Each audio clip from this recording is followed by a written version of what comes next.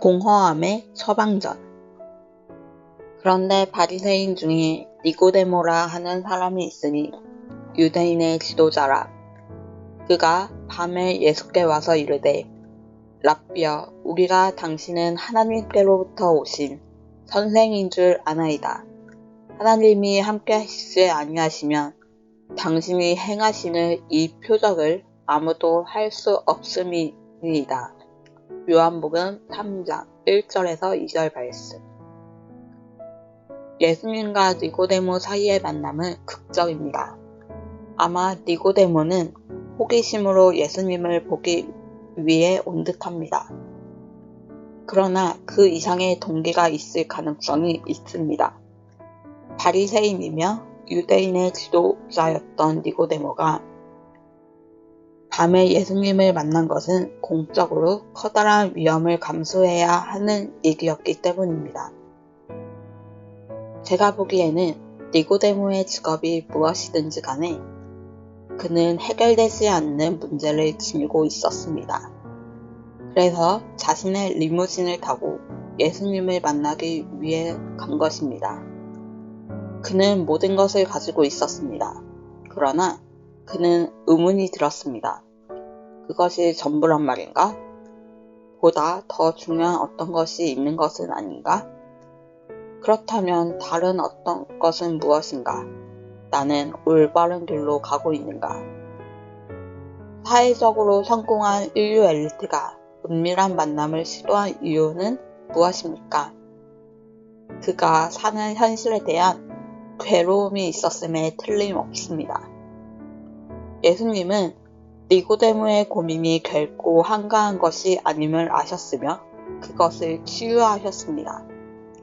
예수님은 그의 학문적 지식과 경험들을 무시하시고 그를 괴롭게 하는 마음의 공허함에 대한 처방전을 주십니다. 예수님께서 그에게 말씀하십니다. 당신은 처음부터 다시 출발해야 하오. 당신은 중생해야 하오. 거듭나야 한다는 말이오. 위로부터 거듭나야 하오. 당신은 어린아이처럼 상처받기 쉽고 순진무구하며 의존적이 되어야 하오. 당신의 사회적 지위, 성취, 부, 평판을 내려놓아야 하오. 당신은 스스로 모든 것을 할 수 있다는 오만한 생각을 버려야 하오. 하나님의 놀라운 선물로부터 당신을 소외시키는 모든 것을 버려야 하오. 연약함, 순진무구, 의존 가운데 처음부터 다시 시작하시오. 당신이 지금까지 살아온 방식이 당신으로 하여금 오만하고 허울뿐인 안전을 추구하게 하면서 당신이 그토록 갈망하는 하나님께서 주시는 온갖 생명의 선물들을 받지 못하도록 막고 있소. 사순절을 보내고 있는 우리에게 하시는 말씀 아닙니까? 우리 가운데 많은 이들이 당혹감과 압박감과 괴로움 가운데 니고데모와 같은 상황에 처해 있습니다. 니고데모처럼 당신의 삶에 찾아오는 공허함을 주의 깊게 살피십시오. 가서 구하십시오. 은밀한 만남이 마무리되자 니고데모는 자신의 리무진을 타고 자신이 살고 있는 도시로 돌아옵니다. 그는 해야 할 일이 있습니다. 그러나 자신의 머릿속에서 꽝꽝 울리는 이상한 말들을 간직한 채 그 자리를 뜹니다. 하나님이 세상을 이처럼 사랑하사 독생자를 주셨으니 이는 그를 믿는 자마다 멸망하지 않고 영생을 얻게 하려 하심이라. 요한복음 3장 16절 말씀. 니고데모는 이것이 결코 쉬운 말씀이 아님을 이해했습니다. 나 자신을 내려놓는 순진무구, 연약함, 의존으로의 초대였습니다.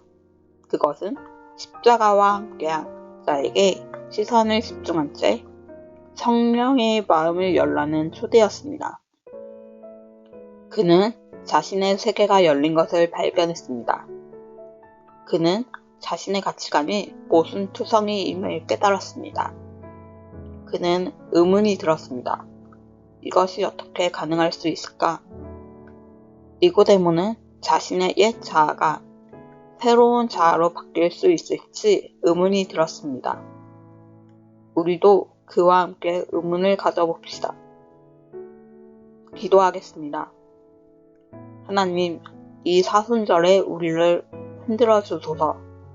우리의 삶과 하나님께서 부르시는 삶 사이에 불일치로 일어나는 괴로움과 고민이 우리 안에 늘어나게 하소서. 우리를 변화시키셔서 새롭게 하여 주소서. 아멘.